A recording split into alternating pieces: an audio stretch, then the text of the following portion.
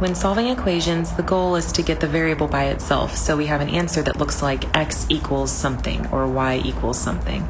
So in order to do that, we have to eliminate whatever else is on the same side of the equation with the variable. So in the first example here, we have this positive 4. We have x plus 4.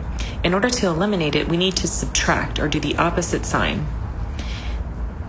4 minus 4 equals 0. These two cancel, and the rules of algebra are whatever you do on one side, you have to do on the other side. So we'll take 4 away from both sides and get x equals negative 16. In this next example, we have a minus 9 that's on the same side as the y. So in order to eliminate it, we're going to do the opposite sign. We're going to add 9 to both sides. And then by doing that, the y is now alone, the 9 is eliminated, and we're left with y equals 14. And in this final example here, we're going to do the opposite sign again. So it's a positive 7, so we'll subtract 7 from both sides, and we'll get a equals negative 1.